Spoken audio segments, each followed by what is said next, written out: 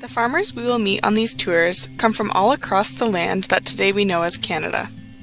But for thousands of years, Indigenous peoples have been taking care of this land. They knew how to make sure the soil was healthy and the environment was taken care of. We rely on the land to grow food for us to eat. It's important that we take care of the land so it can nourish us. That's why we want to learn from the Indigenous people's wisdom and ways of caring for the planet. We want to work together to create a healthy future for this land and for our communities. This is called reconciliation, and it means we want to make things better between different groups of people.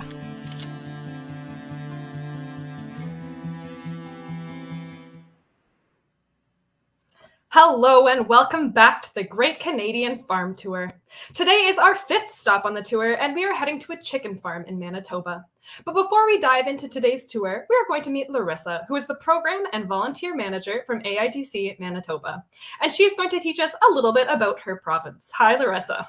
Hello, everyone. Welcome to friendly Manitoba. Super excited to have you all here to learn a little bit about chicken farming today.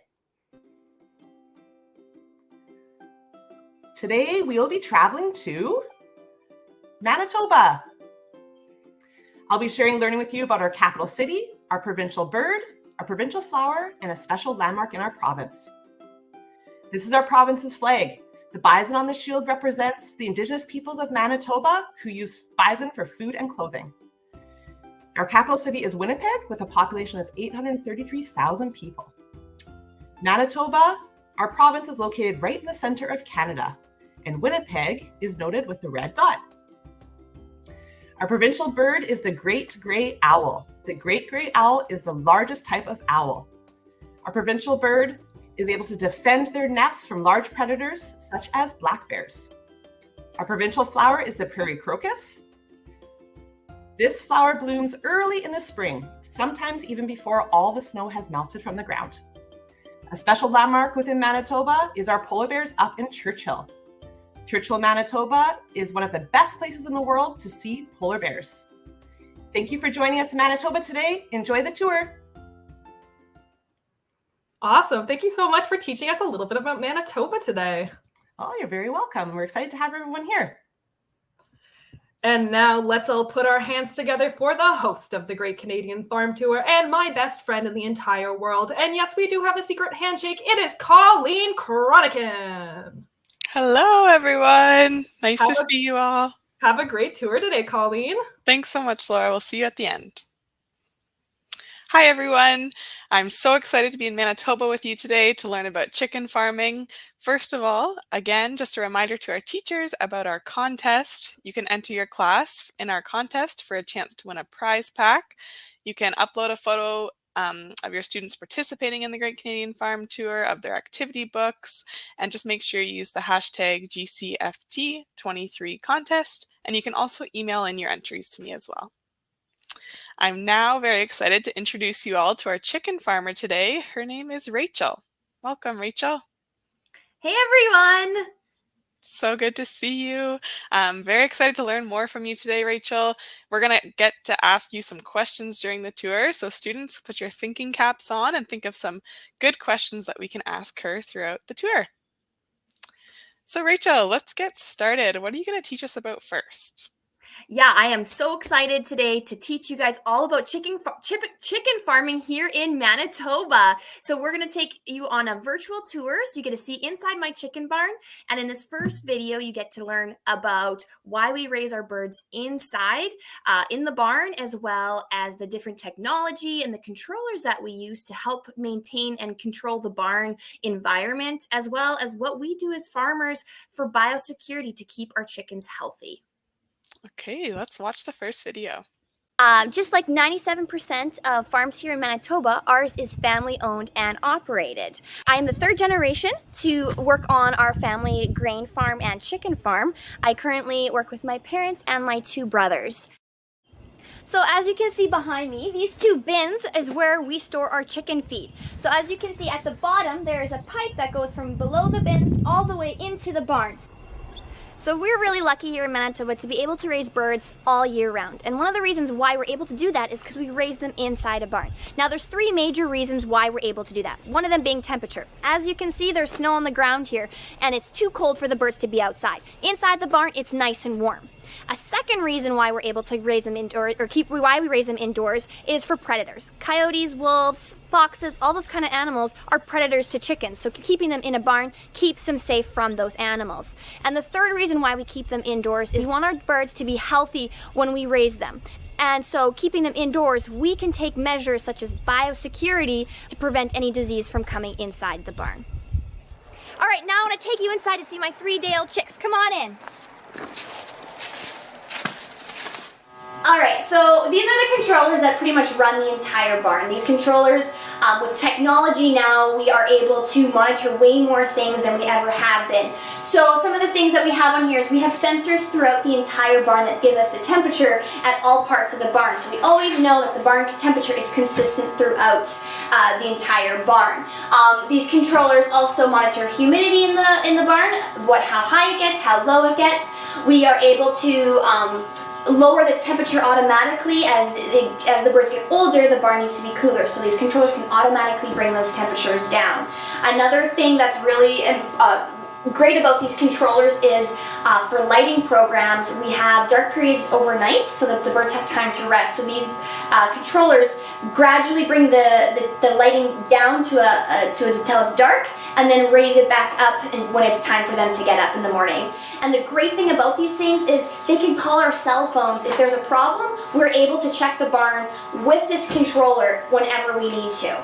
So now we're gonna go into the barn, but first, the big important thing we gotta do is change our boots and sanitize our hands.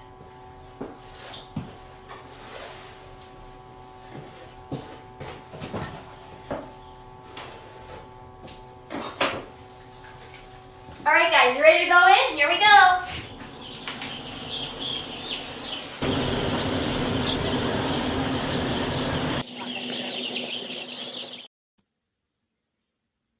Okay, we got a quick little sneak peek at the birds there, Rachel, and so excited to see them even more up close soon.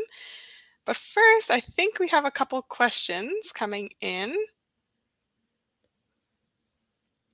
So Jackson and Declan want to know if you let the chickens hatch their own chicks, or do you use incubators, or do you buy your chicks from someone else? Oh, that's a great question. So actually later on in the tour, we do talk a little about eggs hatching.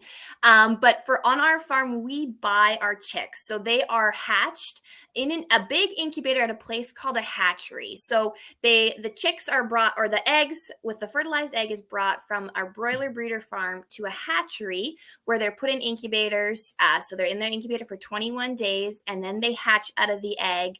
And then after they've hatched out of the egg, that's when we get them on our farm. So we don't hatch our own eggs, we buy them when they've already been hatched. Okay, that was a great question. Let's see what we have next. Asher asks, why do you have to change your boots? Great question. Yeah, so that's what a part of the what we do for biosecurity. So biosecurity is it's a big word, but it's kind of how do I describe it? It's like the actions that us farmers take to make sure our animals, because other commodities do this too, but our animals stay healthy. So we change our boots because outside there's our bottom of our boots, we walk through mud or other bird poop or other animals that could potentially have a disease that could make our chickens sick. So we change our boots to make sure that only nothing from outside that could make our chickens sick gets into the barn. So we only have strictly barn boots that are worn only in the barn. Okay, that makes sense. And we learned about the word biosecurity in our greenhouse tour as well. Okay, So awesome. biosecurity, yeah, it's important across lots of different types of farms. Exactly. Yeah, it goes all different commodities for sure. For sure. Okay, so we're going to jump into our first brain break now. So students, get your activity books ready and write down the answer to your brain break question.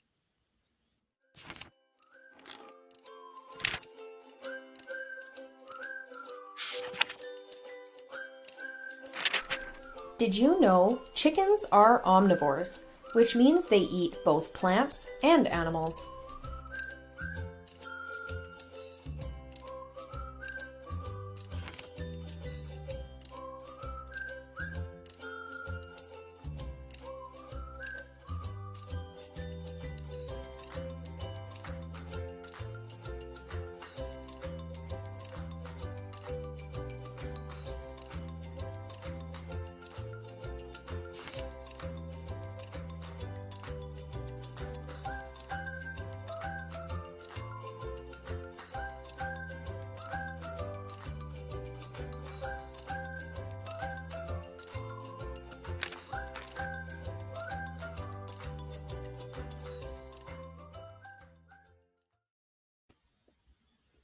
Okay, Rachel, I'm excited to see what you have to teach us next. What are you going to teach us about? Yeah, so you got a little sneak peek in that last video at the end of being actually in the barn. So now we're going to go into the barn, and I'm going to talk about the bedding that they sleep on and that they walk on, as well as how they get their feed and they get their water, and also what they eat, because everyone's curious on what chickens eat. And the last thing you're going to learn about is what I do as a farmer in the barn on a daily basis when I go in there. Okay, let's get to this video. All right, as you can see, we are now inside the chicken barn, and it's nice and warm in here, and these are just one of the things I love. I love coming into the barn here and checking on the birds every day, multiple times. Growing up on the farm here, wasn't always a fan of working in the barn because it required me to go and do chores every single day. So grade 4 to grade 5, not always a fan, but as I grew up through junior high and through high school, I was learning to love it more and enjoyed it way more. And after grade 12, I actually took a year off because I didn't exactly know what I wanted to do with my career and my future. And so I worked full-time here on the farm. So I was working here in the chicken barns, but I was also working in the fields, driving tractor, and just doing a whole lot more stuff on the farm. And that caused me to actually decide to go to university at the U of M to the Ag Diploma program, and where I got my diploma in agriculture. So as you can see here now, I'm going to tell you more about what's going on here in the barn. So what we have here on the ground is bedding, and this bedding is actually wheat straw. Wheat straw that we harvested off of our fields, and it's pretty much the stalk of the wheat plant. So what happens is when we harvest it, the stalks of the plant get all chopped up, and we bale them and bring them here into the barn to use as bedding for the birds. It's a great bedding, the birds find it very comfortable, and they're able to act out their natural behaviors such as dust bathing and just peck around in the straw. So as you can see behind me, the chickens are able to run anywhere and everywhere throughout the barn. We call this free run. And so there's no cages in any Manitoba broiler farms or actually across the entire country. We're all cage free for broiler chicken operations. Now, they have access to feed and water all the time because you can see that the water lines and the feeder lines go all the way to the back end of the barn. Now, I have right beside me, it's a little easier to see, these are the water lines, okay? So this is how the chickens get their water. And how it works is there's these little silver tabs underneath here, we call these water nipples. And what happens is when the chicken pecks at that silver nipple, because it's shiny and chickens are curious little animals, they peck at that silver tab and it allows fresh water to come out of the tap. They stop pecking at it, the water stops. And what's great about these water systems is that they're all enclosed. So there's no debris, there's no dust or any bacteria that can get into the system. So they always are able to drink clean, fresh water all the time. Now, the one right beside it here is the feed pans. Now, what we have underneath the feed pans is chick paper. Now, we put chick paper down when they're young because it attracts the chicks to where the feed is. Now, when the chicks run on this paper, it makes noise, and the chicks like the sound of that noise, so it attracts them to this. We also put extra feed on the paper so that they have nowhere to come for the feed. Now, inside the feed pan here is where the feed actually is. And in this pipe right here is an auger. So an auger is pretty much a coil that turns and moves the feed through the pipe and puts it into every single feed pan.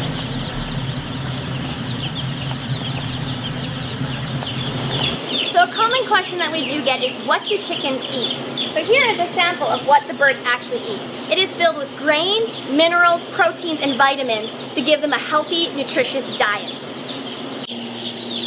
So a common misconception that we often do get is, are there hormones or steroids put inside the chicken feed? That is absolutely false. Since the 1960s, hormones and steroids have been illegal to be given to broiler chickens. So it's only good, nutritious feed that is given to our broilers.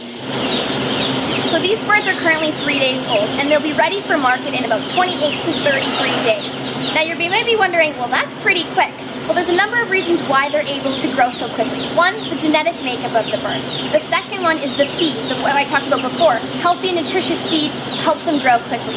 And the last thing that helps them grow quickly is just us taking care of them and managing them and walking through the barns daily and multiple times to make sure everything is running really smoothly. Now, once they've hit their target weights or their markets, then they get taken out of the barn, and then we're left with a dirty barn. Now, this bedding is then called litter or manure, what we call it. And the manure is then taken out with the tractor, and we actually spread it on our fields, which is a great source of fertilizer, and that we can use for plant food for our grain crops. Now, once the manure is taken out of the barn, then we take a pressure washer, we wash the barn completely to make sure it's all clean of any organic matter or debris so that it's nice and clean for the next flock of chickens that come. Okay, so interesting, everything that we can learn about inside the barn. Lots Now, going on. yeah, that's for sure. Okay, let's get some questions up here from our viewers. Miss C's 3-4 class would like to know, what do you do if the chickens get sick? Good question. So we actually have great working relationships with veterinarians. So we have a poultry specialist or a poultry specific vet that if we have issues that we can contact him. But also as a farmer, we know when our birds are healthy. We can look by how they're spread in the barn, how they look, how they sound. And so we know what to look for if there's a problem. And if there is a problem that's a quite serious problem, then we always get a vet in to help us diagnose what the problem is and what actions are taken at that point. Okay, so you have a close working relationship with your vet. Yeah. Good to know. Okay, next question. How warm does it have to be in the barn? Oh, you know what? In wintertime, it's the best going into the barn. So baby chicks love it really warm. It feels pretty much it's like a hot summer day in there. So those guys were 3 days old, and I believe it was around 32 in there, but degrees Celsius. But normally we start around 33. So it's really nice and warm because those chicks are so small that they need to be nice and warm, and we want to keep their body temperature warm. But as the birds get older, they're able to produce their own heat, and then we cool the temperature down. So usually by the time they're ready for their market or kind of the end of the flock, it's usually around probably around 25, 24 degrees Celsius in the barn. Okay, so nice and warm. Yeah. Yeah, when it's really cold here in Manitoba, when it's like -40, you're like, oh, I gotta go sit in the barn where it's nice and warm. Yeah. Okay, next question. Our homeschool would like to know, what breed of chickens are they? Ooh, what breed of chickens? I get this question a lot, and I should know the answer better than I do. The breed that we fall, it's an Aviagen chicken. The breed exactly, oh boy, I'm blanking at this moment. That's okay. I'm sorry. I should No, know that one. That's totally fine. Let's ask another one. We would like to know how you tell a boy chick from a girl chick. Oh, good question. So when the chicks are really small, you can tell by the length of the feathers on their wing, but that's only you can tell within the first 24 hours. After that, the lengths of the feathers all become kind of the same, and then it's hard to tell. And then you can't tell until they start to grow up. So there's about 2 to 3 weeks when you can't really tell which ones are the males and which ones are the females until they start to get their comb on their head. So the chickens that have the big comb on their head, that would be the rooster, and the smaller ones would be the hens. So that's the biggest change or difference that you would see between the two of them. But during the flock, it's kind of hard to tell when they're kind of in the 2 to 3 week range. But in our industry, we don't need to tell the difference between hens and roosters because we use both of them, so we never have to tell the difference. But that's kind of more of a fun fact on how to figure out. Yeah, very interesting. I didn't even mention your chicken suit, Rachel. It looks awesome. Yeah, I got my little chicken suit. You can see the top. Oh, he's keep flopping down there. Yeah, I love it. Okay, we're going to jump into our second brain break now.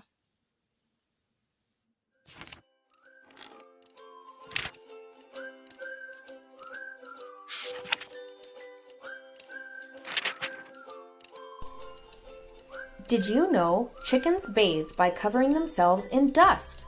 Dust helps to clean stale oil out of their feathers. Then they can spread fresh oil on their feathers again.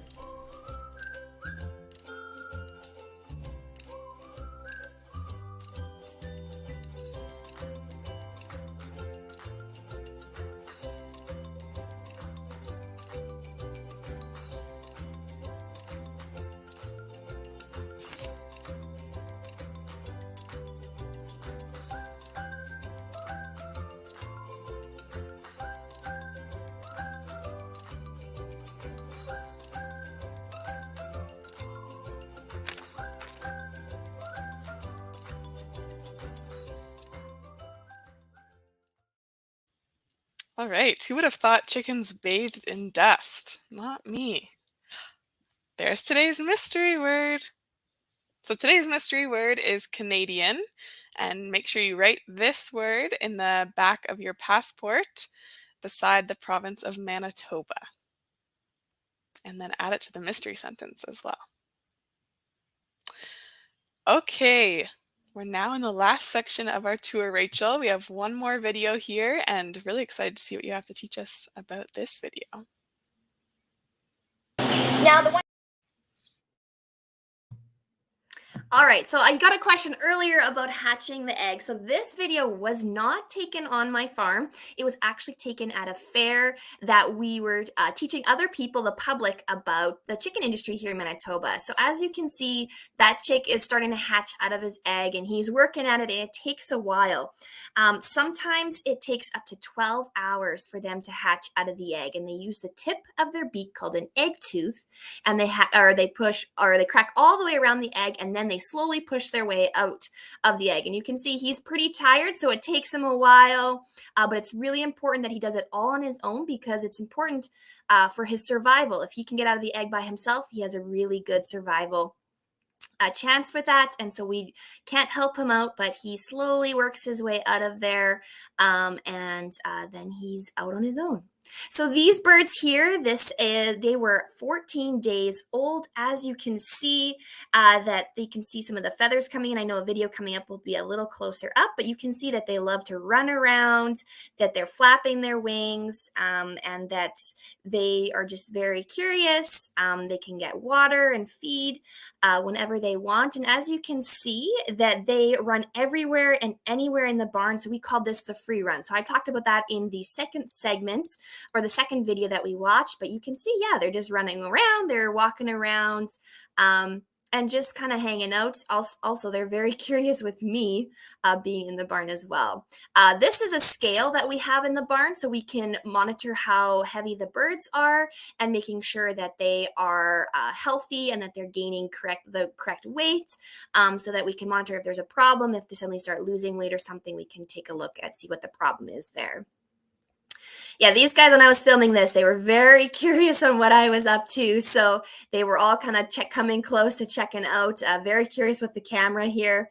So here is a better close-up. You can see on the wings here that the feathers are nicely starting to come in, and that the yellow little duff that they have when they're chicks is starting to come off. It's kind of mostly just on their head here now, but the wings are coming in on their tail feathers and on their body and their wings, and yeah.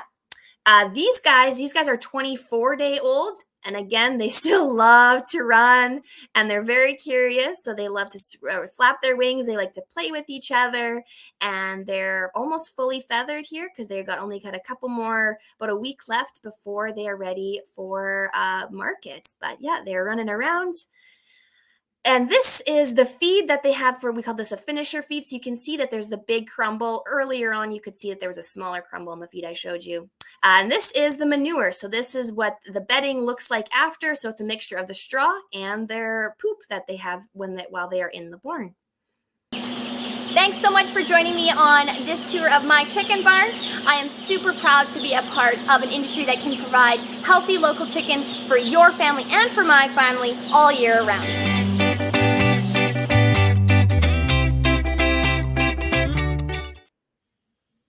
Okay, so interesting to see the chickens go from when they're just hatching from an egg all the way to almost 24 days old. Yeah, it goes quickly. And one thing I actually did want to talk about. So when the birds get to their market weight, so this is something for all you kids, when you go home today, you can tell your parents, mine's empty, but find a 2-liter ball of pop, and that's how heavy a chicken weighs when it's ready for market. So then you have an idea that this is how heavy it is. And also, those baby chicks, they weigh as much as a spoon does. So go into your cutlery drawer, find a spoon, and that's how much or how heavy a baby chick weighs when we get it on our farm. Wow, so doesn't weigh too much, does it? No, it's pretty light.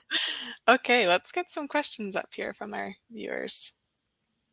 Miss C's 3-4 class, they're learning about rocks and minerals. What do minerals add to the feed for the chickens? So you said that there's minerals in the feed that you give them. How does that benefit the chickens? Again, I wish I'm not a nutritionist. We have nutritionists that work with us to make sure that the feed is what is all required for that the nutrients that the chicken needs. My husband, he works in the feed industry, so he would know much better than I would when it comes to the minerals. But I would say it's just like a general to help the body grow, give it the nutrients that it needs. And the minerals also, that's all important for body structure, for building tissues and all those kinds of things. Yeah, for sure. An example I can think of is like iron. Like humans, we need iron. So in the foods we eat is iron. So the Exactly. animal nutritionist would make sure that all the Yeah, minerals chickens need are in that feed. exactly. Yeah. Okay, next question. How do you put the straw in the barn? Oh, great question. So straw in the barn. So there are a number of ways that you can do it.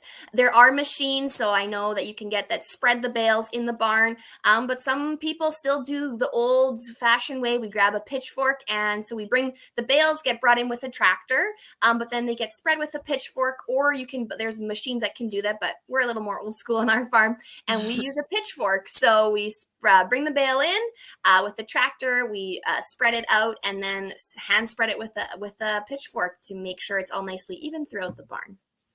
Okay, so you probably get a pretty good workout in on those days. Yeah, that you spread it. exactly. Okay, I'm tired by the end of that. I bet. Now it's time for our job spotlight. So let's learn about a different career in agriculture.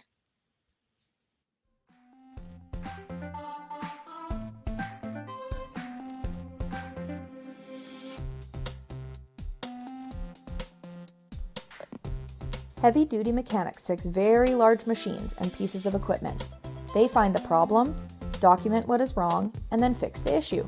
Mechanics spend most of their time in the shop or on a job site when the machinery is too big to be moved.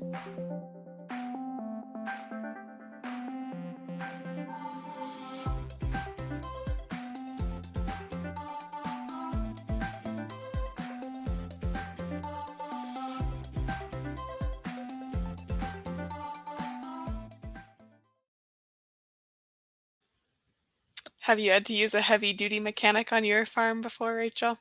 We have, though we're able to fix a lot of things on our own, but sometimes you just need to bring in an expert and they can easily help us a lot better because they know a lot about mechanics for sure. Yeah, and you have tractors on your farm too, right?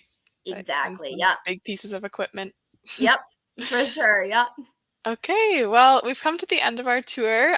Even though we'd love to learn more from you, Rachel, we are really appreciative for everything that you taught us today. So thank you so much for being a part of the Great Canadian Farm Tour. Thank you so much for having me. It was awesome, and I'm glad we could talk about chicken farming. Yes, me too. Okay, students, we learned so much about chicken farming today. What an awesome tour. I did not know how nice and toasty warm chicken barns are. I bet they have a wonderful, cozy little life in those barns, huh? Yeah, it sounds like I would be spending a lot of time in there, like Rachel said she does in the winter. I think so too, yeah.